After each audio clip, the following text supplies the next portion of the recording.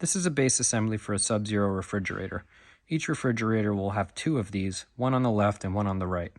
They're mainly used to level the unit, but they also are pretty nifty in that they have wheels on the bottom to move the unit. Now, a standard installation, if you're trying to move your machine, your leveling leg in the front may be adjusted into the ground as it's in the correct position to keep the machine level. Well, the first thing you want to do when you're moving a machine is you want to get that leveling leg retracted into the base assembly. I'll use a 1/4 inch ratcheting wrench. I got this nifty Klein one, and basically counterclockwise we'll get that leveling leg retracted into the base. Eventually you'll be able to screw it with your fingers all the way into the base. This way, when you move the machine, you won't scrape it on the ground. Some of you may have marks from moving the refrigerator in the past right in front of the machine. 2 distinct marks on the wood floor. It's really ugly, and it's because the leveling leg is scraping the wood on the way out. So retract your leveling leg. On the bottom of the machine, there will be wheels. They're fixed in the front, so don't worry about those once the leveling leg is screwed all the way in. It should clear the rollers in the front. And on the back, you have this nifty assembly with a rod going all the way through into these threaded rollers. And let me show you what I mean by that. So let's say we need to get the back up a little bit to clear something, or to move the machine to get the wheels recessed into the ground, pushed into the ground. What we'll do is we'll tighten that nut. Watch this. Once we're on wheels, they don't really have to be pushed that far into the ground or pulled that far forward. But just to give you an illustration, once we're on wheels and we're not scraping on the bottom, we can simply move this machine back and forth with ease, with your pinky finger in some cases. That's simple. That's how the roller assemblies work on the base of a Sub-Zero unit. All right, so I got a 48-inch unit here, and you'll see it's ready to be moved because the leveling leg in the front is retracted into the roller assembly. And in the back here, I have the wheels pulled forward and down. So the unit's tilted a small degree forward, but that's a 48-inch unit. It's full of food, shelving. And you'll see with my roller assemblies in the correct position how simple this is to move just for one person. Now, I figure I'll keep it here in my garage,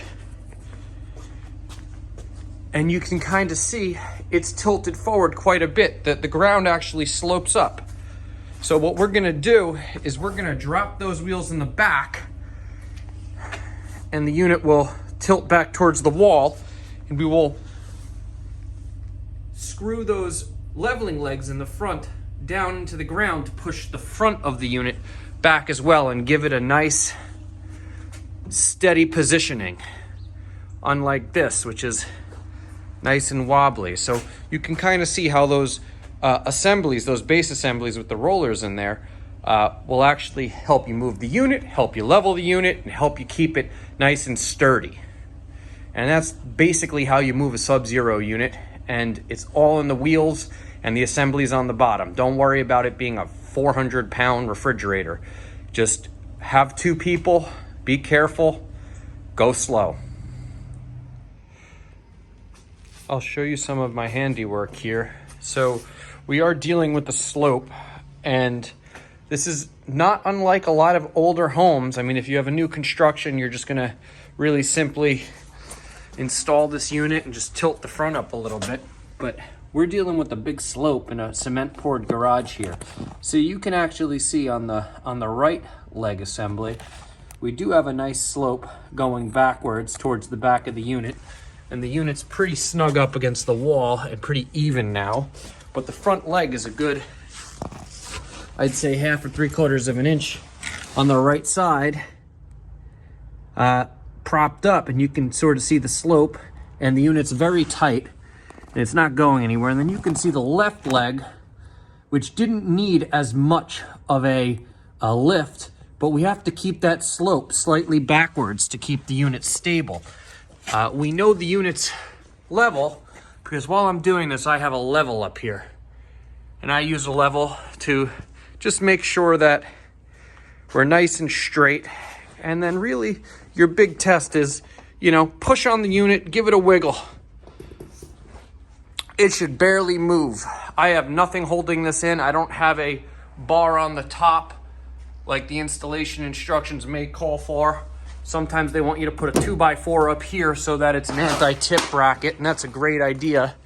But right now, just in my garage, I'm leaving this as is because I got no play in it from a good installation, and that'll keep it straight. That'll keep the doors from sagging one way or another over time.